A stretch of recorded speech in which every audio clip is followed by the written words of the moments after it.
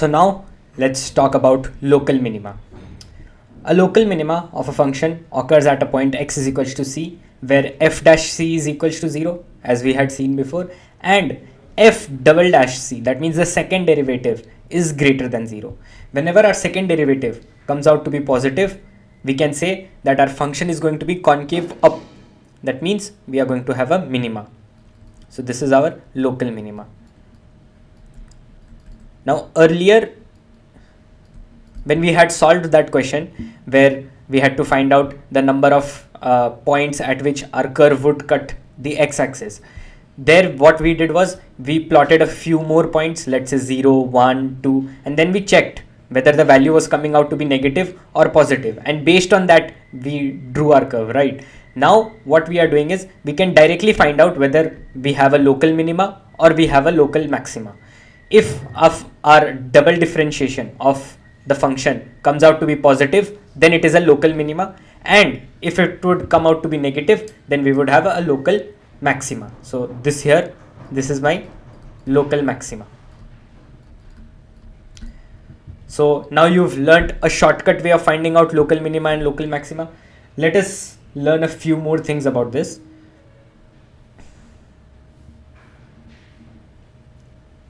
For local minima, what we are saying is that minima is a point which is at the lowest point, not the lowest, I mean for its neighbors, that point is going to be the minimum. That means what I'm trying to say is, let us assume that at C I'm getting my local minima. If at C I'm getting my local minima, that means all the other values which are, let's say, f of c plus h, which is just in front of this point, would be less than f of c. Sorry, would be greater than f of c, since this is a minima, and any point which is on the left hand side would also be the same. It would also be greater than f of c, because in the graph here you can see at some point here we would have c plus h, here we would have c minus h. So these two values of course are greater than f of c, right? So that is why we can say that this condition should be satisfied for a local minima. And when we talk about local maxima, the opposite should be satisfied. Let's say if at c I'm getting my local maxima, that means my f of c should be greater than f of c plus h, just a value beside it. And here what we are saying is that h is tending to 0. So keep this thing in mind. And f of c would also be greater than f of c minus h. So keep this thing in mind, that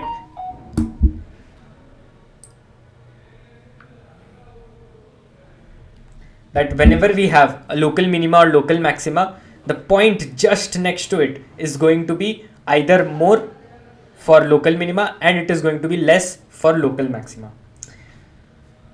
Now this local maxima and local minima, let me write it down here. Local maxima and minima, both these points are also known as our local extremum. Local extremum. So keep this thing in mind as well.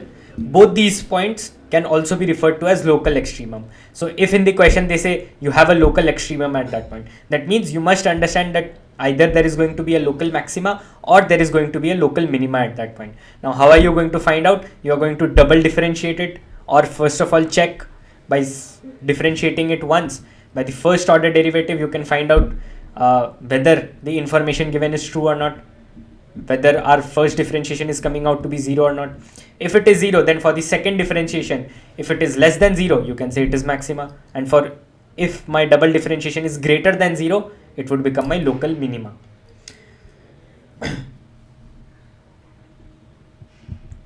Now, if we talk about global minima means whatever curve I have in its entire domain or in the interval in which it has been defined, what is the minimum value of that curve? That means, let's say if this is my curve, let's say I have a curve this way. Let's say this goes up till here. So in this curve, what can I say? I have a local maxima here, I have a local maxima here, I have a local maxima here, I have a local minima here, local minima here, local minima here, I also have a local minima here. This can also be termed as local minima. Now what would be my global minima? The point which is the at the lowest point of my curve. So if I look at this carefully, this point here, this is at the lowest point. I mean, this is the minimum point. So this local minimum can also be referred to as global minima. Now it is not necessary that my global minima has to be a local minimum only. It can be not a point where you have your first derivative to be 0. So for example, now this is my local max, this is my local maxima, this is also my local maxima. Now for this entire curve, what would be my global maxima? My global maxima would become this point here, since it is tending to, sorry, not this one, this is tending to this one. Since this is tending to infinity, what I can call this as, this would become my global maxima. So I hope you must have understood. Global minima is a point which is the smallest value of that function, and global maxima is the highest value of that function. So let's read it out what has been written here. A global minima of a function occurs at a point x is equals to c, where f of c is less than f of x for all x in the domain. That means I have the lowest value of my function provided all my other values of x are greater than my lowest point. Again, for global maxima, the same things have been mentioned. For f of c should be greater than f of x for all x in the domain of x. Now, this graph here would clearly explain you what I'm trying to say.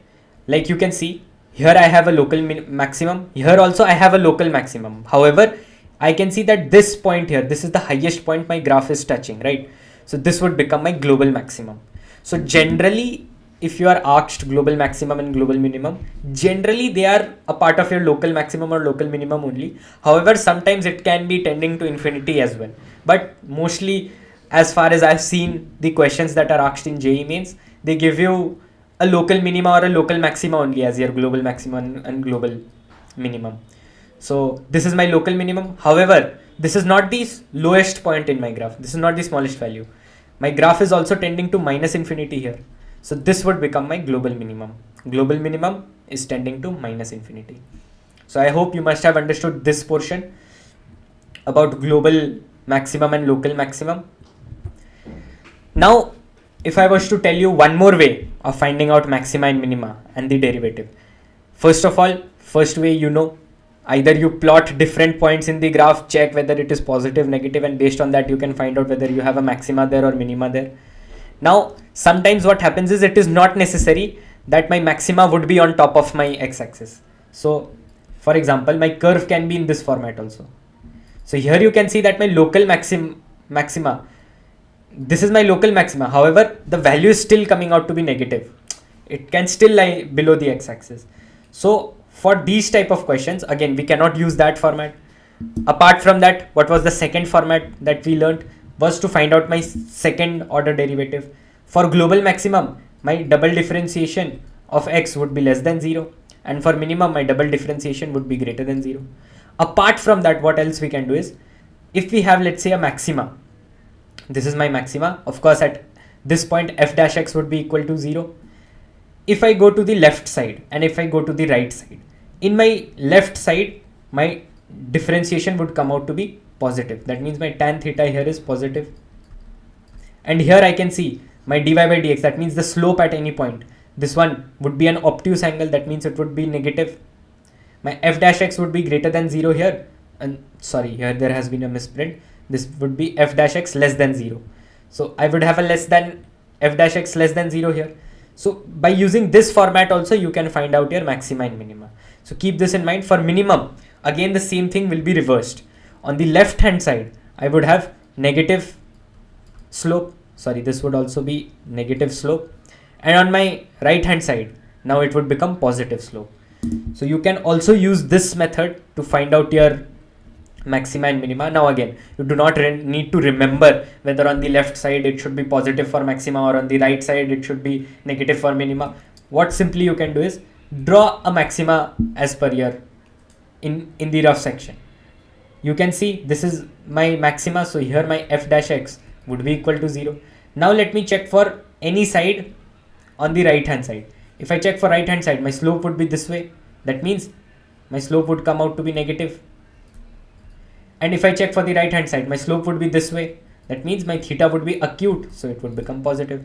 Similarly for minima also you can check. Here I would have 0. If I check here, it would come out to be negative, and here my slope has to be positive because it is in acute angle. So you can use these methods as well to find out your maxima and minima. Now again, a few things. First of all, we know that what is a critical point. For a critical point, we know our f dash x should either be equal to 0 or it should be not defined. Either it is coming out to be infinity or we are not being able to define it. For local maxima and local minima, what happens is, even if my graph, let's say even if it has a sharp edge, that means even if my f dash x is undefined, still I can have a local minima and a local maxima at that point. For example, you can see here, this one, I hope this graph is clear to you, local maximum at C. Now this graph here, you can see that f dash c would be undefined, of course, because there is a sharp turn here. And whenever I have a sharp turn, of course, I'm not going to have any dy by dx at that point, because there wouldn't be any slope for that sharp curve, right? Still, since this is on top, this is in this format, I can have local maximum at C. Here also, you can see f dash c is not going to be defined. This is a sharp edge here, sharp turn. Still, I can have a local minimum here. Now, talking about when we do not have any of them, when our curve is increasing or decreasing. Now, when my curve is increasing, at some points, I can have my f of x2 equals to f of x1. That means at this point, what would happen is, if I find out my f dash c, it is going to come out to be 0 because it is parallel to x-axis. However, at this point, I cannot say that there is any type of local extremum. It is neither going to be minima nor it is going to have a maxima. So you can see this point here. So no local extremum at C. And for this one also, f dash c is not defined because the line that I'm getting, the slope of this line would be infinity. The slope of this line would be, since this line is parallel to y-axis, so its slope would be infinity. That means my f dash c would be undefined. And at this point, I would have no local extremum. Now, one more thing that you must remember from all these graphs is that, let's say if I have a curve which is in this format, and if I try to extract a portion of this curve, if I try to take a portion of this curve and I try to find out what would be the center, if I was to assume that this arc, this portion of the circle or this portion of the curve is an arc of a circle, then where would its center lie? If its center is lying below it, for example, for this arc, I can say that center would be lying somewhere here. Then what do I call this curve as? This curve is known as concave down curve. And let's say if I have a curve which is in this format where I have a center above the curve, it would become a concave up curve. So remember this thing.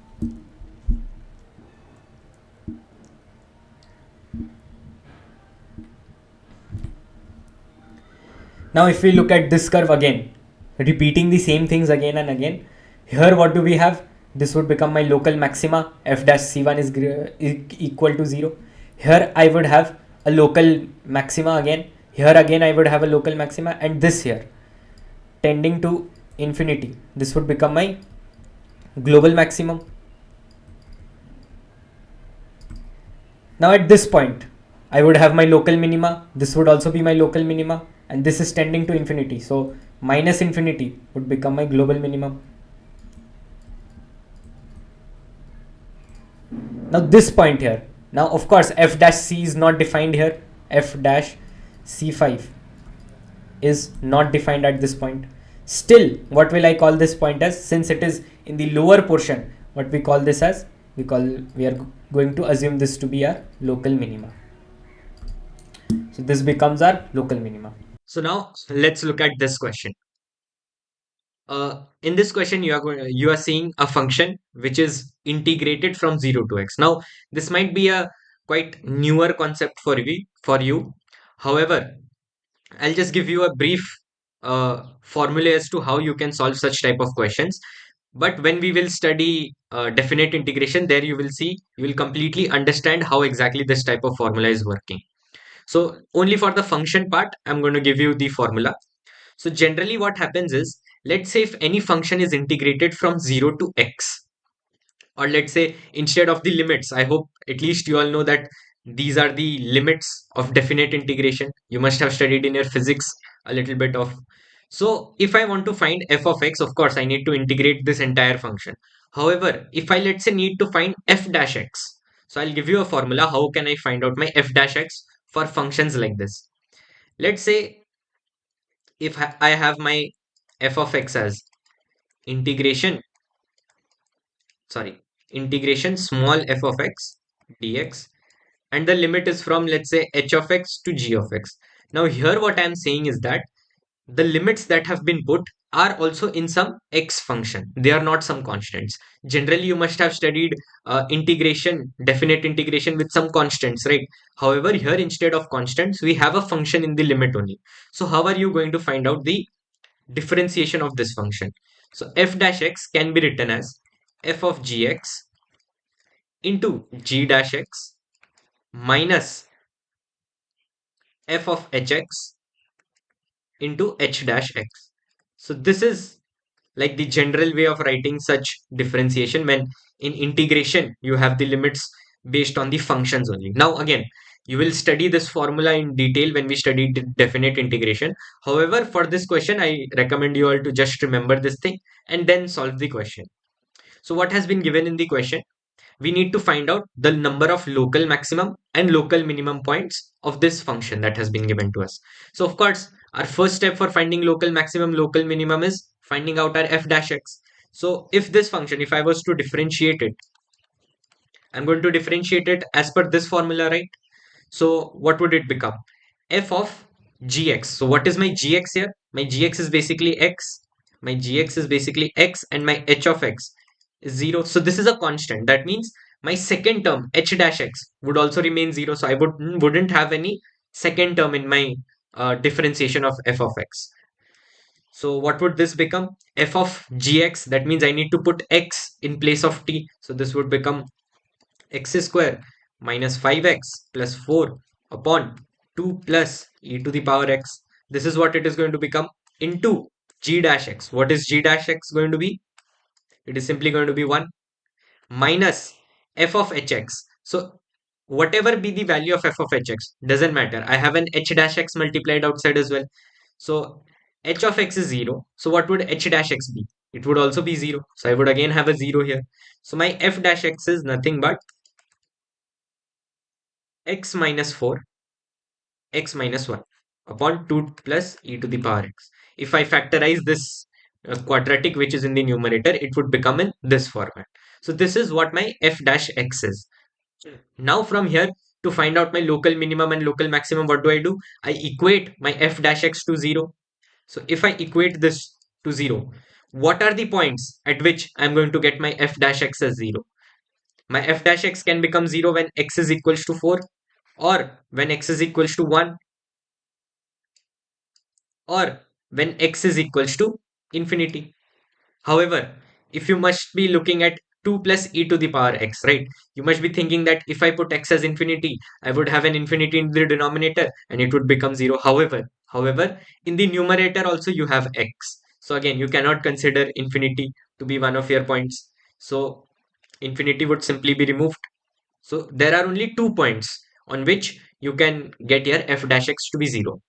Now that means there are ultimately 2 points where you can find out either your local maximum or your local minimum.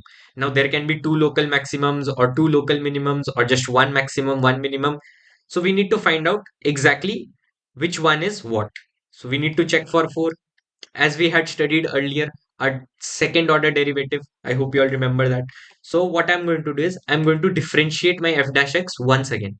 So I would get my double differentiation, second derivative, and then I would put the values of x as 4 and 1 turn by turn, and I'll see if it is coming out to be positive. That means I would have a local minimum at that point, and if it is coming out to be negative, that means I would have a local maximum at that point. So let's find out our f double dash x.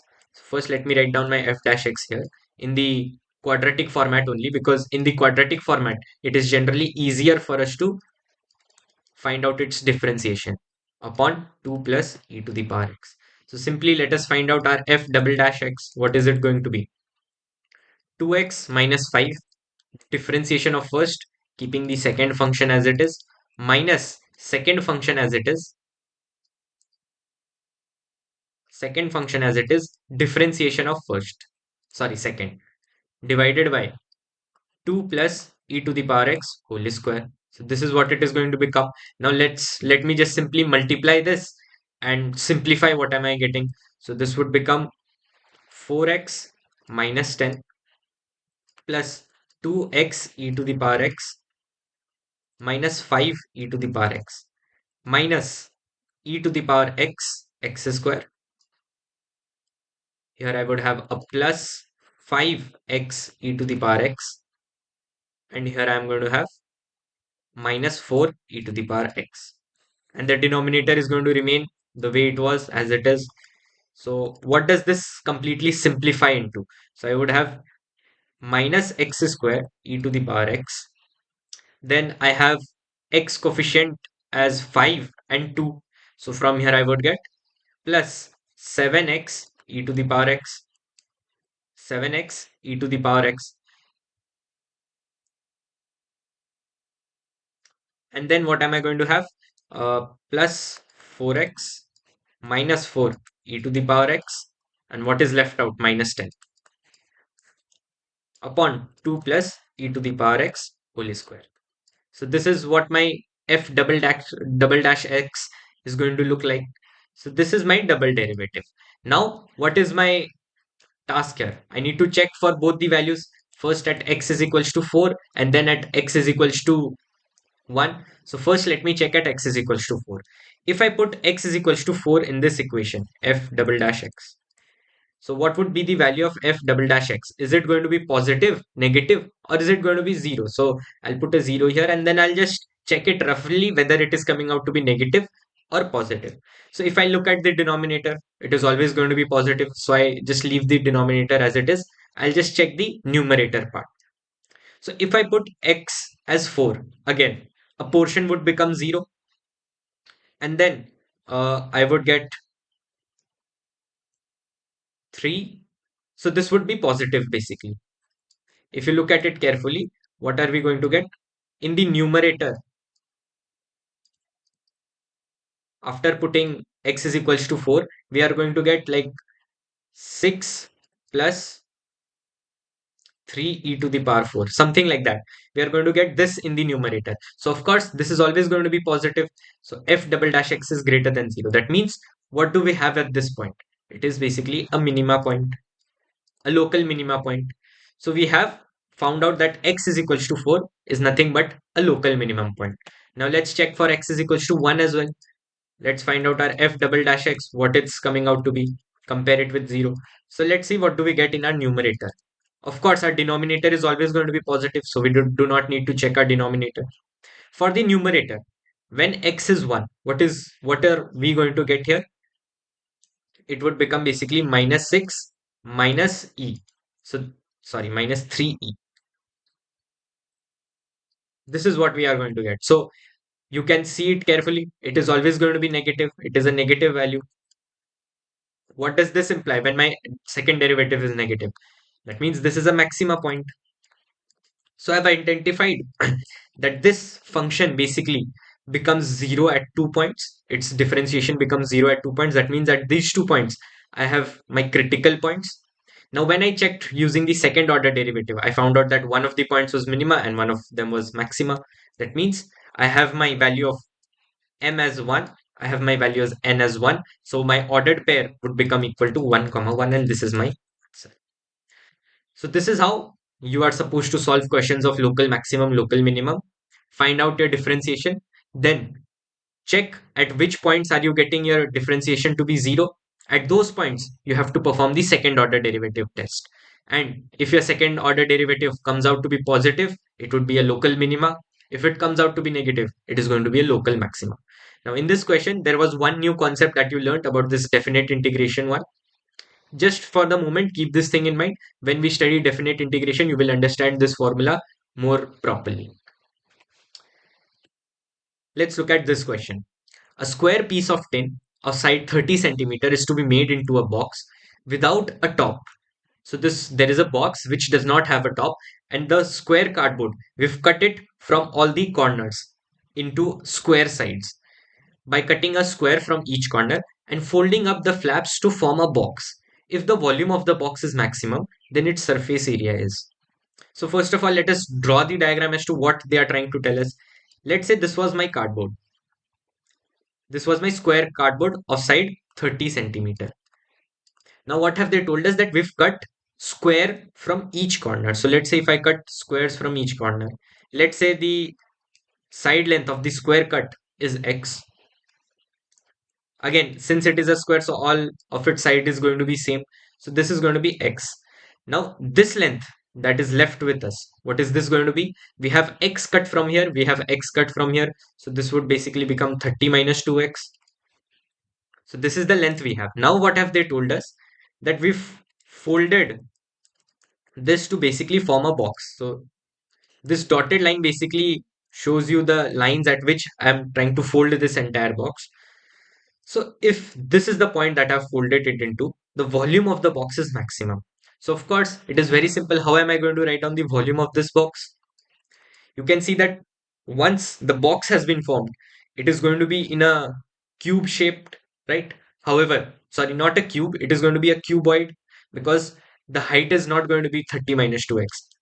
My volume, how do I write down the formula for my volume? It is going to be length into breadth into height, right? What is my length here of that box that has been flapped? It is going to be 30 minus 2x only, because from my box would basically be from here to here only. So it is going to be 30 minus 2x. Now when I check for the breadth would also be 30 minus 2x. It is going to be in the same format. So this would also be 30 minus 2x. What is my height going to be? Now since I've flapped it, so that means this is the portion that becomes my height, right? And what is this length?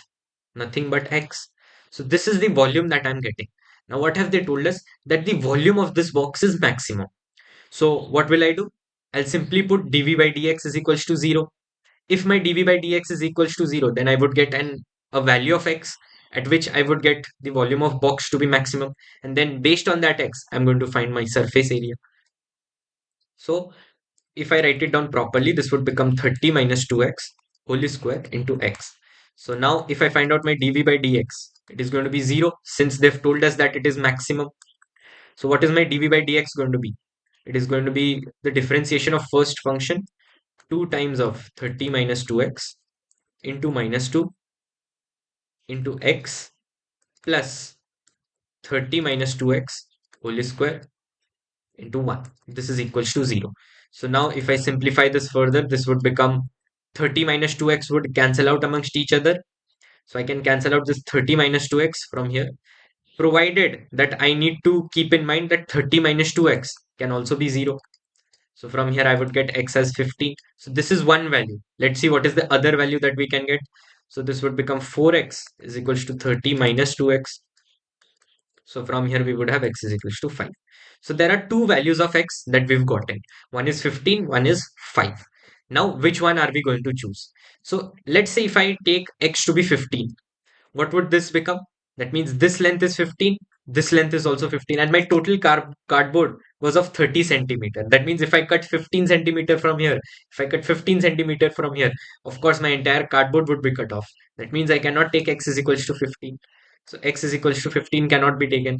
That means I have to take the value of x to be 5. That means that x is equals to 5, I'm going to get the volume of this box to be maximum. So let me find out my surface area now. Now, I hope you all know this is the way my box is looking, right? This is the piece of cardboard that is left out, right? And this is a rectangle here. So there are 4 rectangles and there is a 1 square here,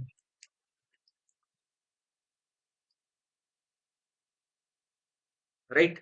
So from here, what would my surface area become? My surface area would basically be the area of all these shapes that are in this cardboard. So it would be area of the square plus 4 times the area of rectangle,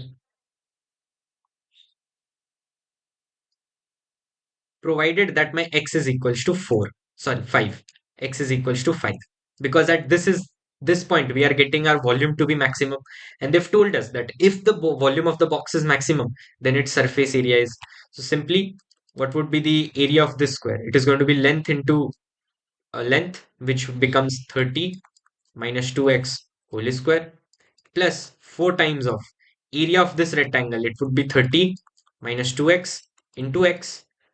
So from here, what is the value of x that we need to put? 5. So 5 twos are 10. This would become 20 square, 400, plus what are we going to have here? This would also become 400, and we would have our surface area as 800 centimeter square. This is the answer. So this is how you can solve word problems which are related to application of derivatives. Generally, JEE mostly asks questions from this word problems only. So you must practice word problems a lot.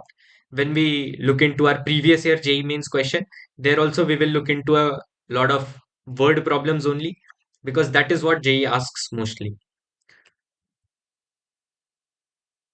Now, if I was to talk about global maxima and global minima in an interval, or before that, let me give you one important point. Let's say if the question talks about global extremum. What do you mean by global extremum?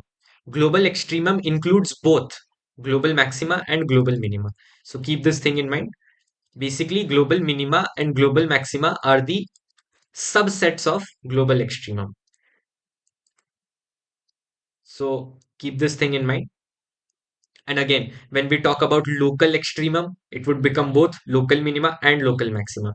So keep this thing in mind. Sometimes in question they are going to ask, instead of asking you maxima or minima, they are going to directly ask you what is the number of local extremum points in this function. So you would have to calculate maxima, minima, and then give the total value of them.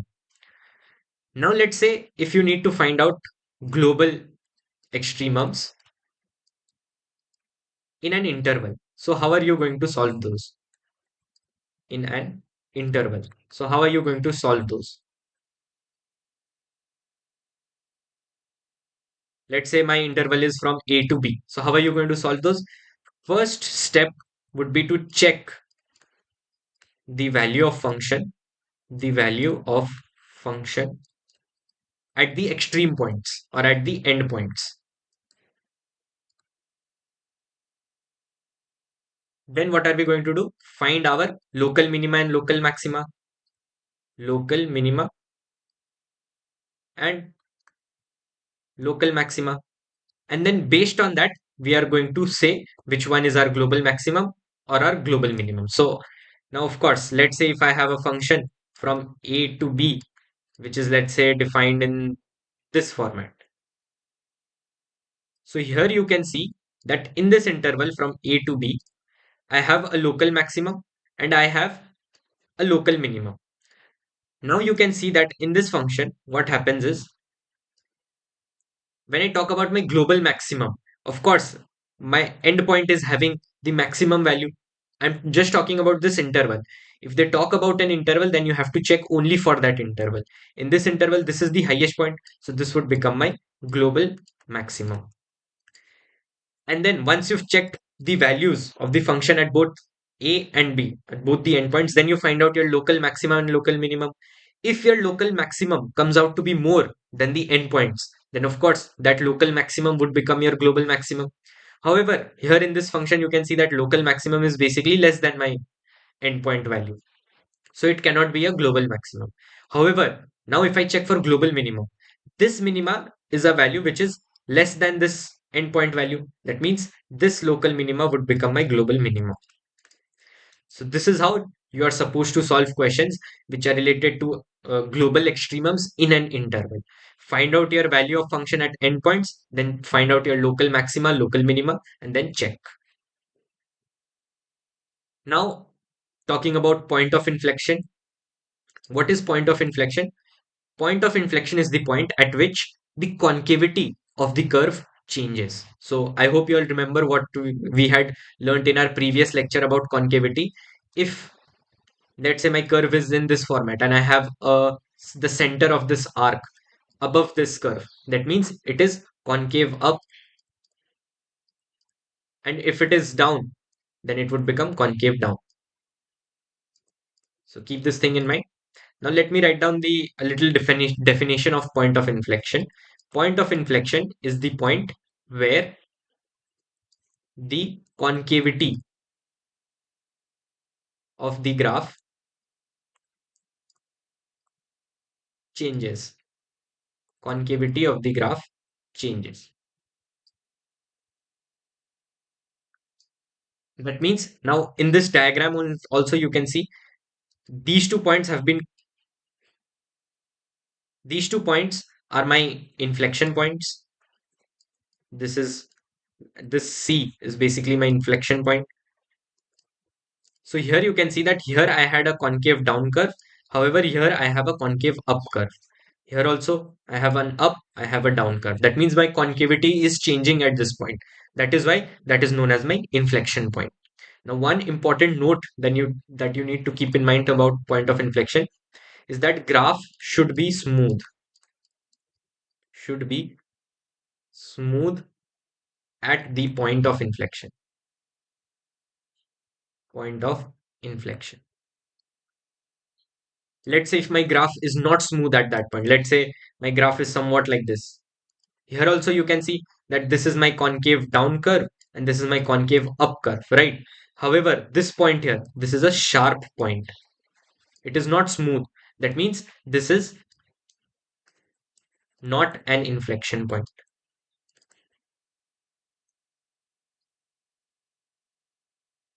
So keep this thing in mind.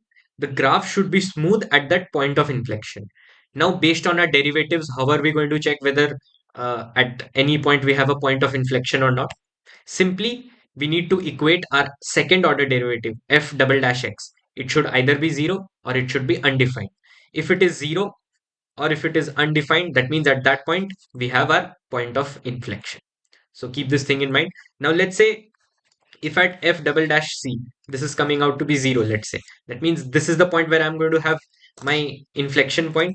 Now let's say if I increase it a little bit, c plus h, and I find out my value at c minus h. That means at one of the values, it should come out to be negative, and at one of the values, it should come out to be positive because my concavity has changed. Or at one of the values, it should be greater than 0 and the other less than 0. So keep this thing in mind about point of inflection. This would also ensure that your concavity of the curve is changing. Again, the same things have been mentioned, how you can determine it. First, compute your second order derivative, solve for it being equal to 0. If solutions exist, that means at that point we have point of inflection, else we do not have a point of inflection. Nth derivative. Now, sometimes what happens is in questions, you might not be given the second order derivative or the third order derivative or the function itself. You must be given the nth order derivative. So how are you going to find out the different things about that graph? Let's say if you have been given an nth order derivative, that means, let's say if at f of k, this is my kth derivative. If at f of k, my function is coming out to be, let's say, a constant. That means of my k plus 1th derivative would become 0. Now I'm assuming that I'm differentiating my function k times. Let's say if I differentiate it k times and I get a constant. And after I get a constant, if I differentiate it once again, I would get a 0, right? So if I get a 0, that means my higher order derivative test would now be based on the value of k. Let's say if my k comes out to be odd. If k is odd, that means I would have no maximum, no minimum in my function. And if k comes out to be even, then I need to solve it via the second order derivative itself. So keep this thing in mind.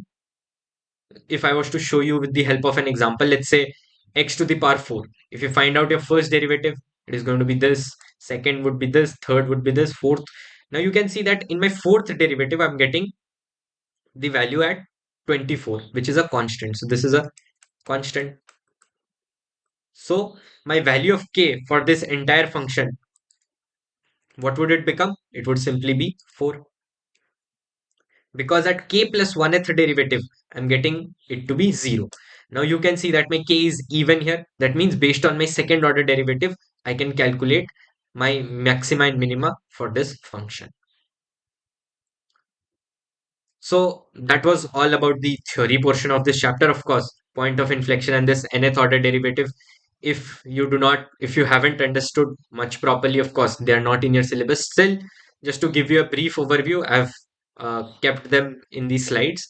Apart from that, this chapter is very simple for you. Of course, you just need to find out a differentiation, either the first order, the second order, find out your local maxima, local minimum, and that's it.